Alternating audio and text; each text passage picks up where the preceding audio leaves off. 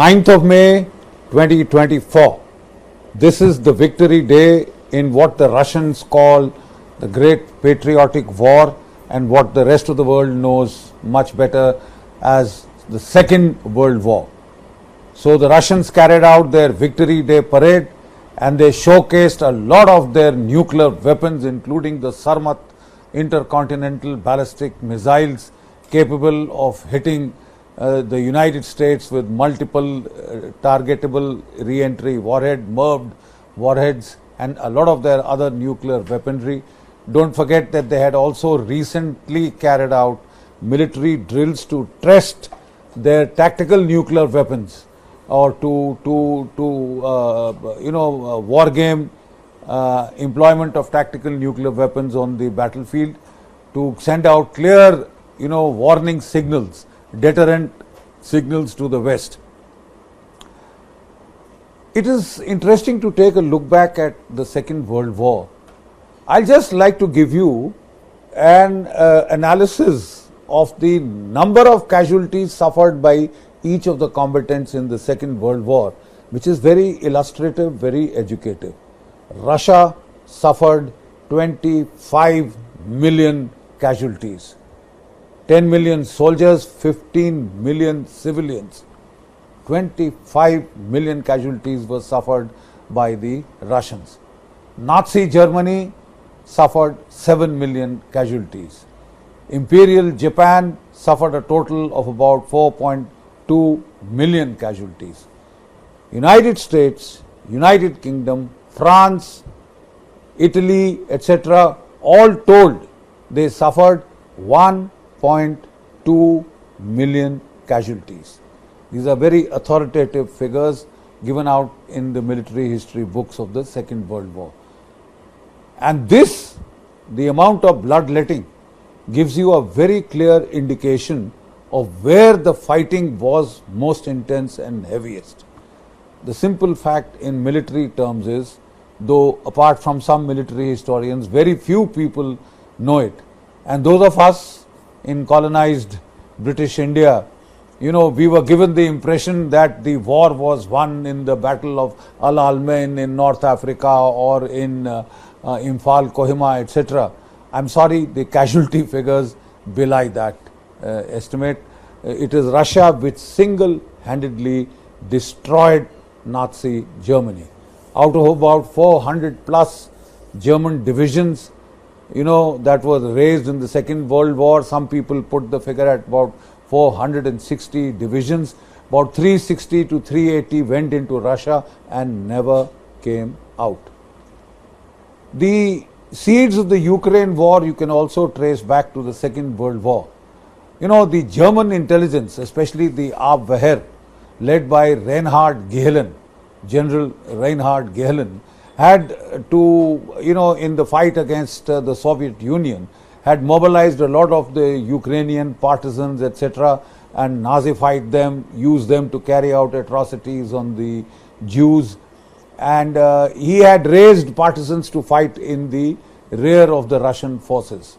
Now, after the Second World War was over, the Office of Strategic Studies, OSS, forerunner of the CIA and later the CIA, they contacted Reinhard Gehlen and took over from him all his assets in the areas of the Soviet Union, which included these Ukrainian partisans, which have now become the Nazi elements in Ukraine, especially the Azov battalions and a number of these very hardcore, die-hard anti-Russian elements. These are all remnants of that Nazi outfits raised by the Germans, the German intelligence Abwehr, to fight the Soviet Union. They are now being used to fight against Russia. So it is now quite clear that the United States and NATO, they wanted to, create severe problems for Russia, possibly depose Putin by using the Ukrainians as a battering ram and to cause heavy casualties onto the Russian armed forces, to wear down the Russian armed forces, to make that war very unpopular in Russia and lead to an overthrow of the Putin regime. And along with that, it would give them the excuse to impose severe economic sanctions on the Russians. And it was hoped that this combination of military pressure plus unpopularity of the war and then the severe economic sanctions would lead to a collapse of the Russian the Russian state, just like what had happened in 1991. 2.5 years down the line almost, none of this has worked. The Russian economy is stronger than ever. In fact, its GDP has gone up. The Russian popularity of Putin has gone up to beyond 80%, and as we all know, he's just won the elections hands down. You can keep making all allegations about how fair or unfair or how one-sided these elections were, but that is the fact. Putin's popularity has shot up. Recruitment is at an all-time high in the Russians. All those Russians who had fled Russia to escape being drafted into the war, they are coming back. They are coming back. It's raised a lot of nationalist feeling in Russia, and because Russia feels, and rightly so, that it is not fighting a war just with Ukraine, but it is fighting a proxy war with the whole of NATO and the United States arrayed against it, trying to destroy the Russian state. So they are fighting a battle for their survival, and now they have clearly gotten the upper hand. They have clearly gotten the upper hand. They had started this war, just to recap, with just 150,000 soldiers, 150,000 soldiers, but they had captured most of their objectives. They had reached the gates of Kyiv. They had captured almost about 60% of Donetsk and 90% of Luhansk. They had secured a land bridge to Crimea. Of course, Crimea was already with them. They had cleared the entire Ukrainian coast, less the port of Odessa is all now in the hands of the Russians. So they had achieved their minimal objectives. Then they wanted to have peace talks in the month of March 2022 itself, and that is the time when, as a goodwill gesture, they had agreed to withdraw their troops from the gates of Kyiv. And we all know the information war, spin doctoring that was done to show that it was a Russian rout, that the Russian army was most incompetent, incapable, etc., etc., and Ukraine was about to win the war. But the simple fact is that the Russians had achieved most of their objective. It was only Putin's insistence on not treating it as full-scale war. He did not want to alienate his Slav cousins in Ukraine. He wanted to leave the door open for subsequent negotiations, peace and amity between the Slav cousins. That is the time when some of the Russian military attaches, soldiers had come to me, their officers, and I had told them that it is the war of the angry cousins. And wars between cousins, we in India know very well, have been brutal. The Mahabharata was also fought between cousins, and so was the Sino-Vietnam War, fought between more or less ethnic cousins. And India and Pakistan are also cousins, and we've already fought 3 major wars and 1 minor war. So the fact of the matter is that the punches that Putin had pulled initially for very good strategic reasons, because he was thinking long term, he was thinking of the relations between the Slav ethnicities and the Russian ethnicities, which are more or less the same. Ukraine is the home ground of the Russian Orthodox Church and the Slavic culture. So he was thinking long term, but in the short term it cost him quite heavily, especially in the first year of the war. And ultimately, the Ukrainians had some 250,000 to start with, mobilized, went up to 550,000. They had the upper hand.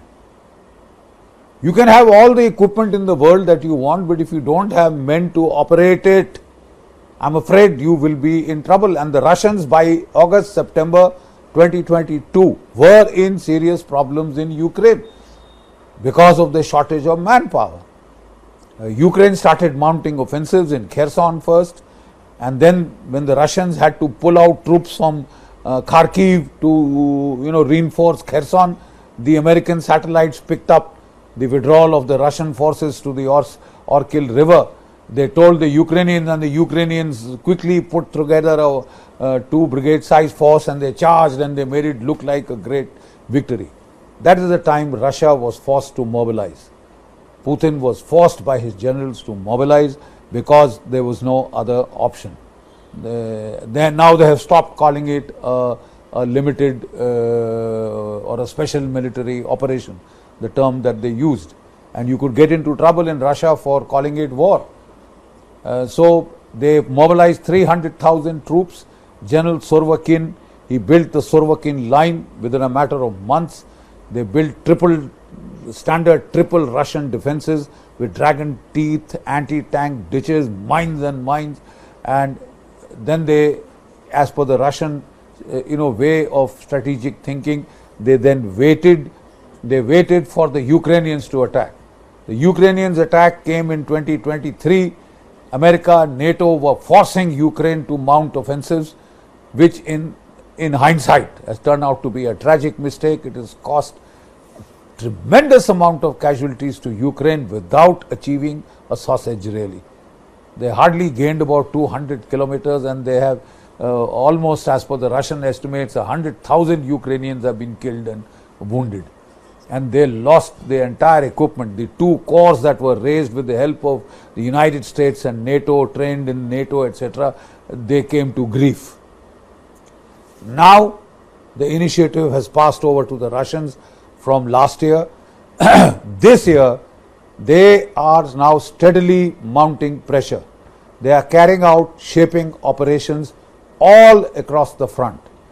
From Avdiivka, which they had captured in the winter offensive early part of this year, they are pushing forward from Avdiivka, they are pushing forward from Bakhmut, and all along the front, whatever gains the Ukrainians had made in the Robotyne sector, they are trying to push them back, and they have captured already about more than 500 kilometers in the last just 1 month or so. They are steadily building up the pressure. The Russians are waiting for the ground to harden, because in spring, as we all know, after the snows in Russia, in Ukraine, it becomes a sea of mud. It becomes very slushy, and it is impossible for tanks to operate off the road axis. But by May end, by June beginning, the ground hardens, and that is the campaign season in Russia and Ukraine. Don't forget, the Germans had also launched their attack in June 41. So the fact of the matter is that the Russians are waiting for the ground to harden. Which way will their offensive, what shape will their offensive take? Firstly, the Russians have gained a measure of air superiority. They knocked out a huge tower, communication tower in Kharkiv, which was quite pivotal for the Ukrainian air defenses and for their radars to pick up. They started jamming the radars. They started jamming the operational frequency. Electronic warfare, the Russians have made huge strides which are making a difference on the battlefield.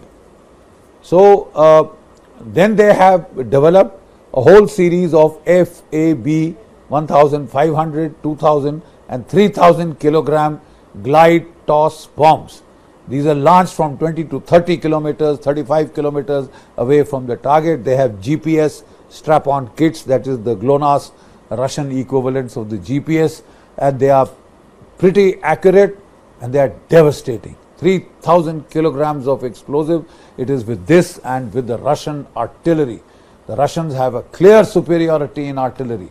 Their military industrial complex is fully mobilized and is turning out by the thousands, 4.2 million shells every year compared to just 1 million shell for the whole of 155 millimeter ammunition artillery shells for the whole of United States and Europe. And just this, superiority in ammunition, superiority in manpower, apart from the 3 lakhs they mobilized last year, as per the reports, they have been continually expanding the Russian army by taking in more and more conscripts and training them, and people are volunteering in droves to fight because that nationalist sentiment has been aroused in Russia. And once that is aroused, the Russian ability to fight for Mother Russia, we've seen, is phenomenal. 25 million casualties they had taken in the last war, but they had turned the tide. They had fought it from the gates of Moscow right to Berlin. That is where they had driven the Wehrmacht in the last war. So they are fully aroused and they are ready to fight. What form will this new offensive take? As per my assessment, the Russians have created a new northern command. Their General Lupin, who was in command earlier in the Kharkiv sector, has been given charge of this command. They have 2 new combined armies which have been raised for this offensive, and there are about 200,000 more troops in reserve. So if push comes to shove, Russia is not only preparing to win the Ukraine war, Russia is preparing itself now to fight NATO if it has to. So which way, as I said, will the offensive come? They have got concentrations opposite Sumy, that is in the Belgorod area. They have got major concentrations opposite Kharkiv, and then in their northeastern sector, in that Bakhmut,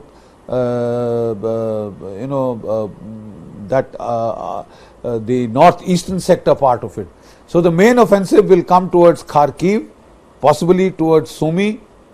They may try and make a feint towards Kyiv, but they may not fight and reduce Kharkiv because those are some of the best Ukrainian defensive, and they had not been able to make much of an impression in 2022 in that particular area. So they may bypass Kharkiv, head towards the Dnieper River, and in the bargain they'll cut off all the Ukrainian troops that are facing the eastern front.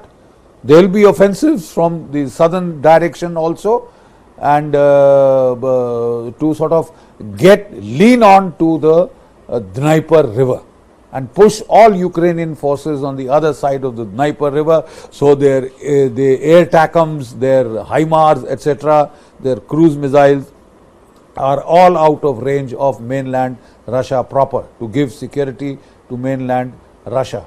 The Russians have also created a major river flotilla, and this could be used to even exploit towards Odessa.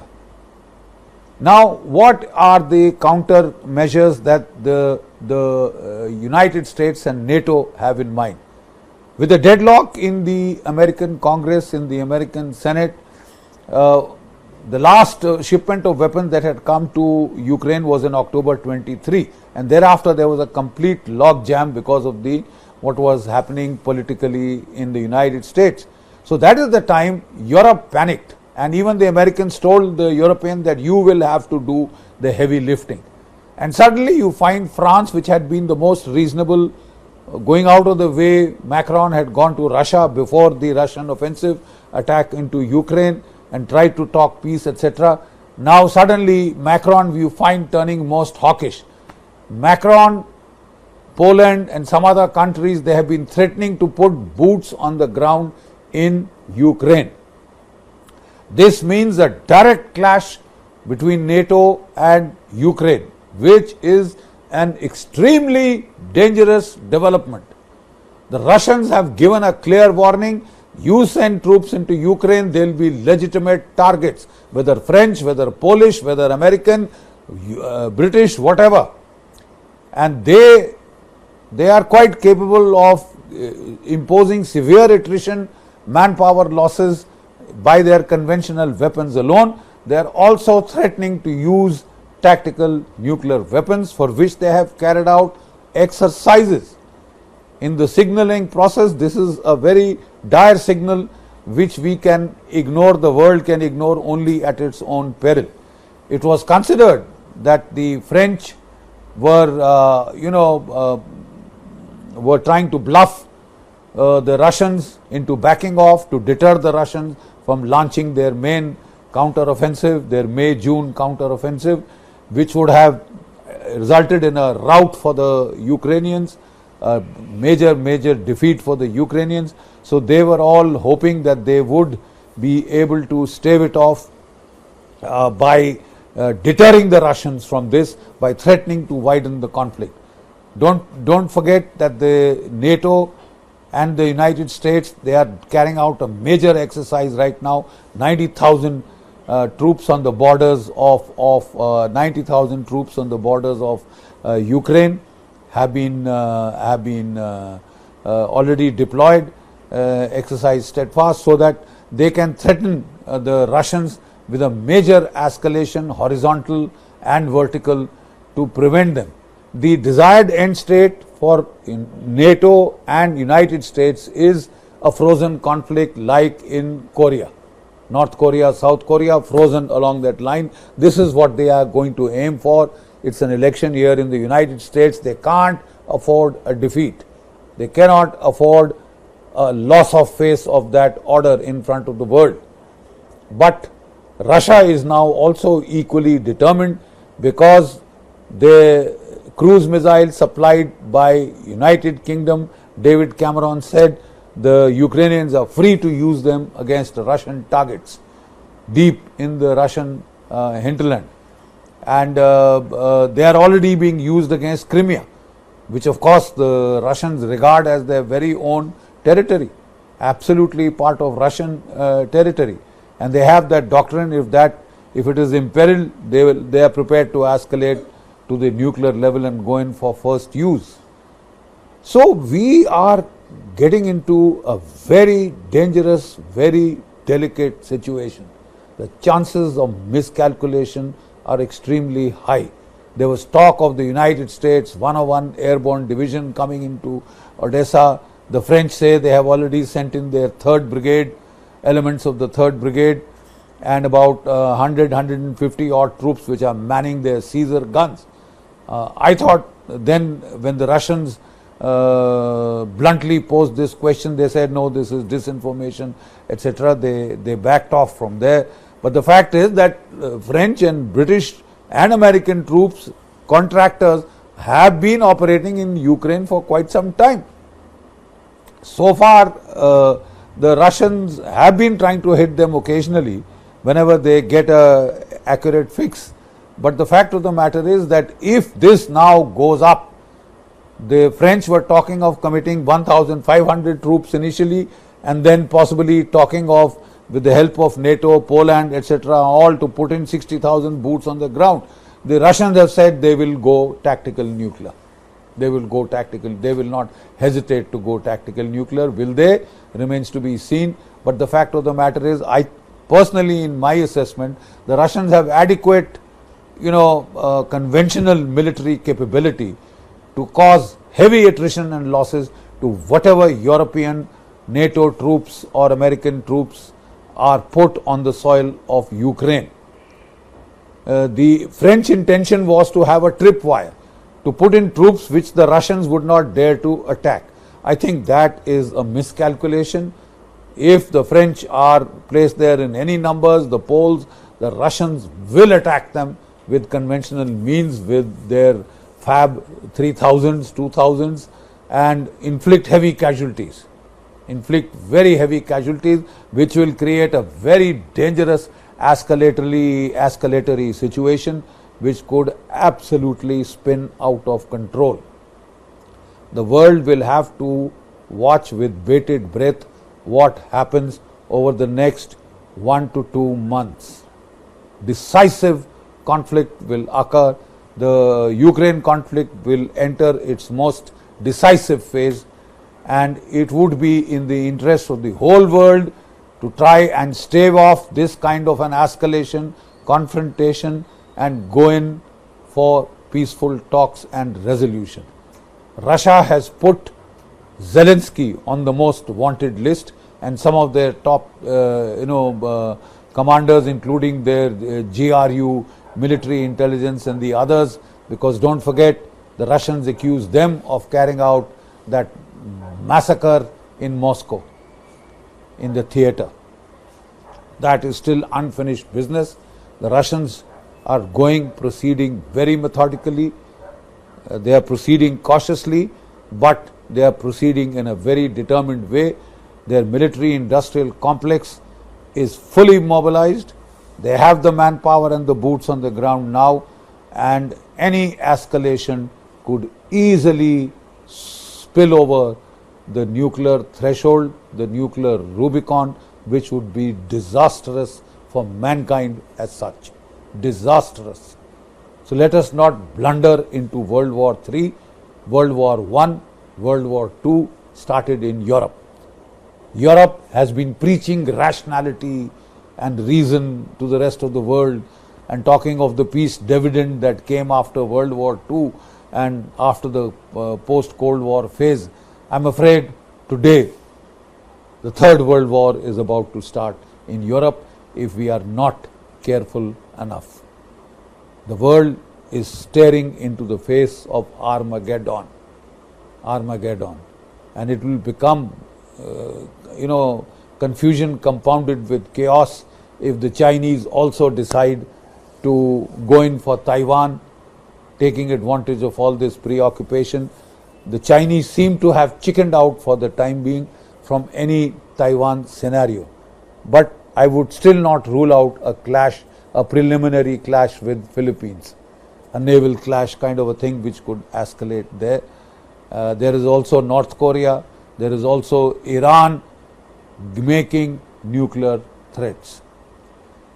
Never in the last 50 years has the world faced such a grim scenario of a possible Third World War. We hope and pray that that does not happen. Thank you.